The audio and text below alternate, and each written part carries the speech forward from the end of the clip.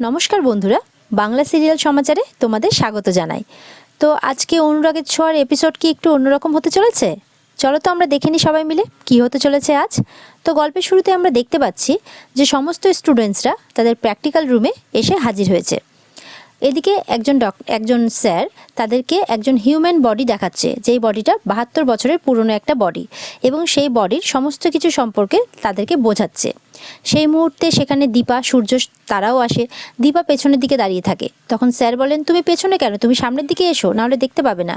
দীপা তখন বডির সামনে আসতেই ভয়ে অজ্ঞান হয়ে যায়। সূর্য তখন এটা দেখতে পেয়ে দৌড়ে আসে, এসে দীপাকে বলে, এই Dipanita wake up, Dipanita wake up. Ritwik তখন পাশ থেকে বলে, ইনি বোধহয় শুধুমাত্র আলু পেঁয়াজ কাটতেই জানেন, হিউম্যান বডি নয়। সূর্য তখন বলে, এইভাবে কেন বলছো? প্রত্যেকটা ডাক্তারের স্টুডেন্টস লাইফে এরকমটা হয়, এটা খুব কমন। ঋত্বিক বলে, বাবা এমন করে বলছো যেন যেন নিজে বিশাল বড় ডাক্তার। কি জানো তুমি শুনি এই সমস্ত ব্যাপারে? সূর্য বলে, see I am not a doctor, কিন্তু আমি এখানে ডক্টর হতে এসেছি, নিজের স্বপ্ন পূরণ করতে এসেছি। And you guys all, but আমি তোমাদের মতো হার্টলেস নই যে কাউকে এরকমভাবে হার্ট করব। তোমরা কি ডাক্তার হবে বড় হয়ে? তোমরা এইভাবে পেশেন্টকে হ্যান্ডেল করবে? পেশেন্টকে বুঝবে তোমরা? না বুঝে উল্টে তাকে জাজ করবে। স্যার তখন বলে, সূর্য যেটা বলেছে ঠিকই বলেছে, এটা প্র্যাকটিক্যাল ক্লাসে খুবই কমন ব্যাপার। দীপান্বিতা সমানে বলতে থাকে, দীপান্বিতা ওঠো, মানে সূর্য বলতে থাকে আর কি, দীপান্বিতা ওঠো, ওয়েক আপ প্লিজ। ঋত্বিক বলে, জাজ করবো না, কিন্তু এইরকম নার্ভ নিয়ে ডাক্তার হতে এসেছে কেন? অপারেশন থিয়েটারে অপারেশন হবে, তিনি অপারেশন করবেন নাকি নিজে অজ্ঞান হয়ে পড়ে থাকবেন? এর জন্য তো আরেকটা ডাক্তার লাগবে দেখছি। ডাক্তার সূর্য সেনগুপ্ত। সূর্য বলে, ভাই নার্ভ কারো একদিনে তৈরি হয় না, থ্রু প্রসেস তৈরি হয়, প্র্যাকটিসের দ্বারা তৈরি হয়। তোমাদের সামনে একটা মেয়ে অজ্ঞান হয়ে গেছে, কোথায় তোমরা তাকে হেল্প করবে, আমাকে হেল্প করবে, তোমরা তা না করে তোমরা সবাই মজা করছো, হাসছো। Shame on you guys, nonsense, ছি। সূর্য তখন অবাক হয়ে যায় সবাইকে দেখে। ঋত্বিক তখন বলতে থাকে, এই তুমি আমাকে আমাদের অন্য কোনো নামে ডাকবে না প্লিজ। ইন হিউম্যানস, ফুলস কাকে বলছিস আবার? স্যার তখন বলে, এবার চুপ করো তোমরা, এখানে আমাদের 1 ঘন্টার ক্লাস, আমি তোমাদের ক্লাসে ফোকাস করতে বলছি, আর তা না করে তোমরা এসব কি শুরু করেছো? তখন সেখানে আসে ইরা, এসে বলে, কি হয়েছে? তখন একজন বলে যে ও অজ্ঞান হয়ে গেছে। ইরা তখন বলে, আমি ওকে নিয়ে আসছি। সূর্য তাকিয়ে থাকে ইরার দিকে। একজন স্টুডেন্ট বলে, সামান্য একটা ডেমনস্ট্রেশন দেখে যদি এই অবস্থা হয়, তাহলে শুধু শুধু একটা সিট নষ্ট কেন? একজন তখন স্যারকে বলে, স্যার আপনি তো বললেন আমাদের ক্লাসের সময় 1 ঘন্টা, তাহলে এতে করে আমাদের দেরি হয়ে যাচ্ছে না? ঠিক তখন বলে, এইভাবে ক্লাসের সময় নষ্ট করার কোনো মানেই নেই স্যার। স্যার তখন চুপ করে থাকে, আর সূর্য তখন ঋত্বিকের দিকে তাকিয়ে থাকে। ইরা বলে, মনে হয় এই ক্লাসটা দীপান্বিতাকে স্যুট করছে না। ইরা বলে, আই মিন ওর জন্য মনে হয় ডক্টরি পড়া নয়, নার্সিংয়ের একটা সিট খালি আছে, আমি ওর ব্যবস্থা সেখানে করে দিতে পারি। সূর্য তখন এগুলো শুনে একদম ভালো লাগে না। সূর্য বলে, এক্সকিউজ মি। ইরা বলে, না না এখনই নয়, ও আগে সুস্থ হোক তারপর। সূর্য বলে, ওর কেরিয়ার নিয়ে কি হবে না হবে সেই সিদ্ধান্তটা আপনারা নেবেন না দয়া করে, এটা ওর পার্সোনাল ডিসিশন, ওর কেরিয়ারের ডিসিশন ওই নেবে, আপনারা নয়, সো প্লিজ। সূর্য আবারও দীপান্বিতাকে ওঠানোর চেষ্টা করতে থাকে, আর কোলে কোলে তুলে নিয়ে যায় সূর্য দীপান্বিতাকে ক্লাসের বাইরে। ঋত্বিক তখন ব্যাপারটা দেখে খুব অবাক হয়, আর মনে মনে ভাবতে থাকে, এরা দুজন দুজনের জন্য এতটা করে কেন? কেমন যেন একটা টান এদের মধ্যে, এরা কারা? এই সমস্ত কিছুই ভাবতে থাকে ঋত্বিক। সূর্য দীপাকে কোলে করে বাইরে একটি চেয়ারে বসিয়ে দেয়, আর বলে, এখানে বসো। দীপা বলে, আমি ক্লাসটা করব। সূর্য বলে, আগে রেস্ট নিয়ে সুস্থ হও, দেন তুমি ক্লাসটা করো, কেমন? তখন সেখানে আসে সপ্তর্ষিবাবু, আর বলে, দীপান্বিতা কি হয়েছে, তোমার কি হয়েছে? সূর্য তখন বলে যে, আপনি প্লিজ ওর অ্যাড্রেসটা আমাকে একটু দিন না, ওকে বাড়িতে পৌঁছে দিতে হবে। সপ্তর্ষি তো ভাবতে থাকে তখন মনে মনে যে একই বাড়িতে দুজন থাকে, আমি অ্যাড্রেসটা কিভাবে দেব? আর সপ্তর্ষি তখন মনে মনে লাবণ্য সেনের কথাগুলো ভাবতে থাকে। আর সপ্তর্ষিবাবু বলে যে, ওনার অ্যাড্রেস তো নেই। সূর্য শুনে খুব অবাক হয়ে যায়, নেই মানে? তখন সপ্তর্ষিবাবু বলে, ওই দিন না আমি আসলে অ্যাড্রেসটা নোট করতে ভুলে গেছি আর কি। এদিকে দীপান্বিতার ব্রেকডাউন হয়ে গেল, এখন কি করব? সূর্য তো খুব অবাক হয়ে যায়।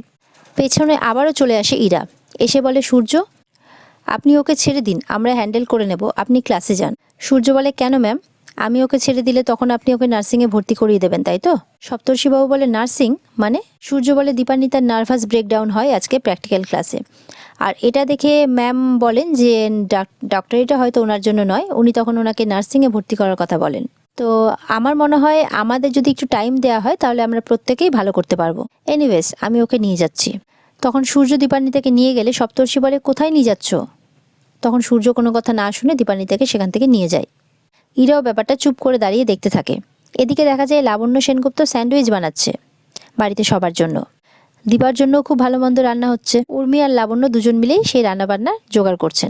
তখন রান্নাঘর থেকে তারা দেখতে পায় যে সূর্য দীপাকে নিয়ে এসছে সঙ্গে করে। আর দীপাকে দেখে রূপা বলে ওঠে, কি হয়েছে মা? আর সূর্য তো অবাক হয়ে যায়। এদিকে রান্নাঘরে উর্মি আর লাবণ্য দাঁড়িয়েও দেখতে থাকে আর শুনে অবাক হয়ে যায়। তখন জয় ব্যাপারটা অন্যদিকে ঘোরানোর চেষ্টা করে, কিন্তু সূর্যর মাথায় ওটাই ঘুরছে যে ওরা মা বললো কেন। সূর্য বাচ্চাদেরকে বলে, আচ্ছা তোমরা এখানে কি করছো? কাকাই বলে, আমরা একটু রেলগাড়ি খেলছি। জয়ও তাই বলে, হ্যাঁ তাই আর কি, আর বলে হাসতে থাকে। সূর্য বলে, রেলগাড়ি ঘরের ভিতরে খেলছো কেন? জয় বলে, বাইরে জায়গা কম তো তাই জন্য। সূর্য তখন প্রশ্ন করে, কিন্তু তুমি ওকে মা বলে ডাকলে কেন? সূর্য তখন বাচ্চাদের বলে আর কি, যে তুমি মা বলে ডাকলে কেন ওনাকে? দীপা তো পুরো অবাক হয়ে যায়, আর কি করবে কিছু বুঝতে পারে না। বাচ্চারাও চুপ করে যায়। জয় তখন বলে, আর বলিস না দাদাই, বাচ্চাগুলোর আসলে বোধ বুদ্ধি হয়নি যে কাকে মা বলে ডাকবে আর কাকে কি বলবে। জয় তখন বলে সূর্যকে, যেমন তোকেও মা বলে ডেকে দিতে পারে। আর সূর্য অবাক হয়ে তাকিয়ে থাকে। জয় বলে, ওই দিদিটাও তোদের মায়ের মতো দেখতে, ওকেও মা বলে ডাকতে পারে। সূর্য কিছু না বলে একদম চুপ করে দাঁড়িয়ে থাকে, কারণ কি বলবে সে কিছু বুঝেই পাচ্ছে না। সূর্য বলে, কি অদ্ভুত সব কথাবার্তা, আমাকে নাকি ওদের বাবার মতো দেখতে, ওনাকে নাকি ওদের মায়ের মতো দেখতে। জয় বলে, আসলে কি বলতো দাদাই, তোদের মতো আইডিয়াল মা বাবা আসলে সবাই চাইবে, তোকে এত হ্যান্ডসাম দেখতে, দিদিটাকে এত সুন্দর দেখতে, তাই আর কি। রূপা বলে, দেখেছো তো হিংসুকুটি কি হলো? এই জন্যই রূপা আর ওর মা তোমাকে বারবার করে বারণ করেছিল যে এই সমস্ত কথা মুখে না আনতে আর বাবা মা বলে না ডাকতে। সোনা বলে, সরি পাতামে, ভুল হয়ে গেছে।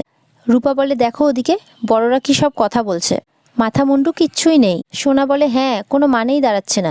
তখন সেফকে দেখে সূর্য বলে, উনি কে? কাকাই বলে, সেফ।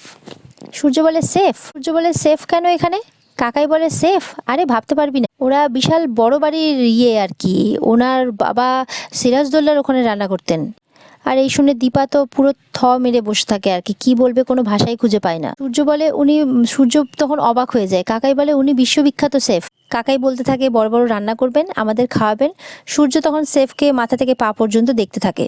সূর্য বলে, মা কোথায়? জয় বলে, মা স্ন্যাক্স বানাচ্ছে, তুই খুব পরিশ্রম করে এসেছিস তো তাই স্ন্যাক্স খাবি তুই। সূর্য বলে, মা রান্নাঘরে আমার জন্য স্ন্যাক্স বানাচ্ছে, আর যাকে অ্যাপয়েন্ট করা হয়েছে সে রেলগাড়ি খেলছে, কি হচ্ছে এসব বাড়িতে? জয় বলে, শোন না, ওর তো বয়স হয়েছে, তাই মা ওনাকে অ্যাপয়েন্ট করেছেন আর আমাদের বাড়িতে থাকতে দেবেন। লাবণ্য তখন দীপার জন্য ছটফট করতে থাকে, বলে, কি হয়েছে ওর, কি হয়েছে? সূর্য তখন বলে যে, তুমি ওনার জন্য এতটা কনসার্ন কেন? লাবণ্য বলে, না তুমি আসলে হঠাৎ করে ওকে বাড়িতে নিয়ে এসছো, তাই আমি একটু টেনসড হয়ে পড়েছিলাম। সূর্য তখন বলে, মা ওর একটু ট্রমা হয়েছে, রেস্ট নিলেই ঠিক হয়ে যাবে। সূর্য ওকে তখন কাকাই বলে, তুই ওকে এখানে নিয়ে এলি? সূর্য তখন ক্লাসের পুরো ব্যাপারটা বাড়িতে খুলে বলে, ওখানে থাকলে ও আরও ট্রমার মধ্যে থাকতো, তাই আমি ভেবেছি ওকে আমার সঙ্গে নিয়ে আসি, তাই আমি নিয়ে এসেছি। লাবণ্য বলে, ও এখন ঠিক আছে তো? সূর্য বলে, হ্যাঁ এখন ঠিক আছেন, আসলে ওখানে থাকলে ইরা ম্যাম বলেছেন ওকে নার্সিংয়ে ভর্তি করিয়ে দেবেন, তাই আমি আরও ওকে নিয়ে এসেছি। দীপা তখন কথাটা শোনে, আর দীপা শুনে বলে, কি নার্সিংয়ে? না যেমন করেই হোক আমি ডাক্তারি পড়বো। সূর্য বলে, আরে ঠিক আছে দীপান্বিতা, রিল্যাক্স, তুমি এখন রেস্ট নাও, তারপর তোমার যেটা পড়তে ইচ্ছে হয় তুমি পড়ো। সূর্য তখন বলে, বাই দ্য ওয়ে, বাচ্চাদের মা কোথায় বলো তো? সবাই তখন অবাক হয়ে যায়। সূর্য বলে, ওদের রেখে দিয়ে এভাবে চলে গেল। জয় বলে, কোথায় আবার যাবে দাদাই, গেস্ট হাউসে আছে, রেস্ট করছে।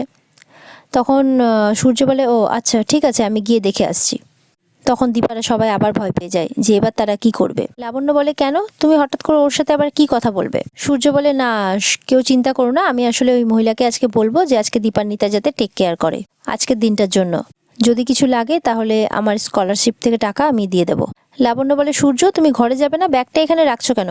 সূর্য বলে, না আমি একটু আউট হাউসে যাবো ওদের মায়ের সাথে কথা বলতে। দীপা তখন উঠে পড়ে। সবাই মিলে তখন সূর্যকে আটকানোর চেষ্টা করে, বাচ্চারাও তখন আটকানোর অনেক চেষ্টা করে যে আমাদের মা এখন রেস্ট নিচ্ছেন, তোমার মা কাকাই এত করে বলছে বাড়ি, তাও তুমি শুনছো না কেন? মা তো এখন ঘুমোচ্ছে। সূর্য তখন সবাইকে বলে, তোমরা কেউ চিন্তা করো না, আমি ভালোভাবে কথা বলে আসছি। কেউ তখন সূর্যকে আটকাতে পারে না, সূর্য তখন জোর করে চলেই যায়। দীপা বলে, এ আবার কোন অশান্তি শুরু হলো মা? ভিক্টর বলে, যে করেই হোক দাদাইকে আটকাতে হবে, কিন্তু আমিও যে কি করব? দীপা বলে, উনি আমাকে নিয়ে এলেন ঠিকই, কিন্তু আমার ক্ষমতা ছিল না ওনাকে আটকাবার, এখন তো সব গোলমাল হয়ে যাবে।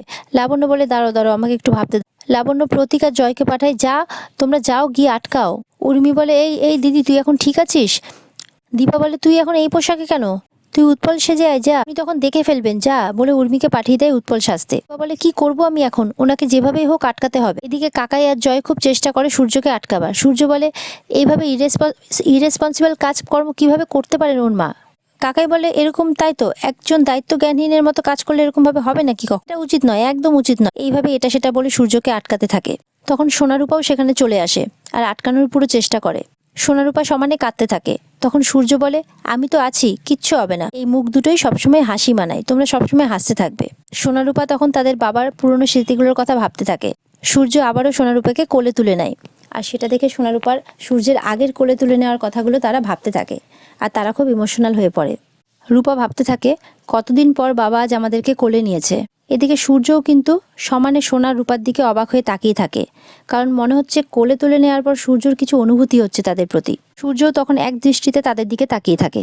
সূর্য তখন মনে মনে ভাবতে থাকে, এদেরকে কোলে নেওয়ার পর কেন আমার এমনটা লাগছে যেন ওরা আমার নিজেরই, একদম নিজের কেউ, ওদের সাথে যেন কোনো একটা সম্পর্ক আছে আমার।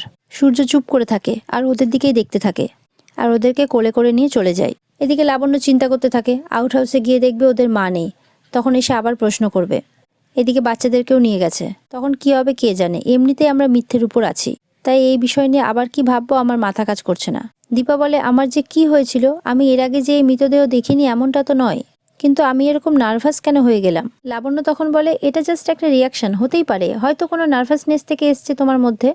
দীপা বলে, আসলে জানেন তো, যখন কোনো মৃতদেহকে আমাদের সাবজেক্ট হিসেবে ভাবতে হচ্ছিল, উনি আমাদের সাবজেক্টে আছেন এটা ভাবতে হচ্ছিল, তখন না সমস্ত ভাবনা চিন্তা, ভয়, সাহস কেমন একটা গুলিয়ে যাচ্ছিল। এই মৃতদেহ কারণ না কারোর তো আপনজন, সে কিনা আমাদের সাবজেক্ট, এগুলোই তখন ভাবতে থাকে দীপা। ওদিকে উর্মি উৎপল সেজে চলে এসেছে। এই সমস্ত কিছু নিয়েই কথাবার্তা হতে থাকে, আর দীপা সমানে মৃতদেহের মুখের কথাই ভাবতে থাকে আর চিন্তায় পড়ে যায়, আর শরীর তার খারাপ লাগতে থাকে। লাবণ্য তখন দীপাকে বলতে থাকে, সূর্যকে জিততে গেলে তোমাকে নিজেকে খুঁজে বার করতে হবে, সবার আগে তোমাকে পড়তে হবে, কনসেন্ট্রেট করতে হবে, তোমাকে এই লড়াইয়ে জিততে হবে দীপা, তোমাকে ডাক্তার হতে হবে। আর 5জন মেয়ের মতো ভাবলে তোমার চলবে না, ইমোশনকে তোমাকে বাইরে রেখে জীবনের এই পরীক্ষায় তোমাকে পাশ করতে হবে, তোমাকে এগিয়ে যেতে হবে ক্রমাগত, তোমাকে মাথাটা পরিষ্কার করতে হবে, মাথাটার মধ্যে অন্য কিছু জট রাখলে হবে না। দীপা বলে, মাথার আর কি দোষ মা, আপনি যেভাবে বলছেন সেভাবে ভাবা যায়, সুস্থ পরিবেশ হলে পজিটিভ চিন্তা নিয়ে এগোনো যায়, কিন্তু এত কিছুর মধ্যে সত্যি আমি মাথা ঠিক রাখতে পারছি না, কখনো দীপান্বিতা, কখনো ঘোমটা টানা মহিলা, আমি জানি না এভাবে কতদিন চলবে। আর বাচ্চাগুলোর কথা ভাবুন, তাও কত কিছুর মধ্যে দিয়ে যাচ্ছে। লাবণ্য বলে, বুঝেছি, কিছু একটা ব্যবস্থা করব, আমরা কথা বলে কিছু একটা ব্যবস্থা করব, তার আগে তুমি নিজে ঠিক হও। আর এইভাবে লাবণ্য দীপাকে বোঝাতেই থাকে, আর দীপাও মনে মনে চিন্তা করতে থাকে। লাবণ্য বলে, সূর্যকে কিছু একটা বোঝাতে হবে, এইভাবে বেশি দিন চলতে পারে না। আর এই সমস্তই আলোচনা হতে হতে আজকের পর্ব এখানে শেষ হয়ে যায়। তো বন্ধুরা, আগামী দিন আবার দেখা হবে তোমাদের সাথে। আজকের মতো এরকম পর্ব পেতে তোমরা আমার চ্যানেলকে লাইক, কমেন্ট আর সাবস্ক্রাইব অবশ্যই করবে। তো ভালো থেকো তোমরা, দেখা হচ্ছে আগামীকালকে। নমস্কার।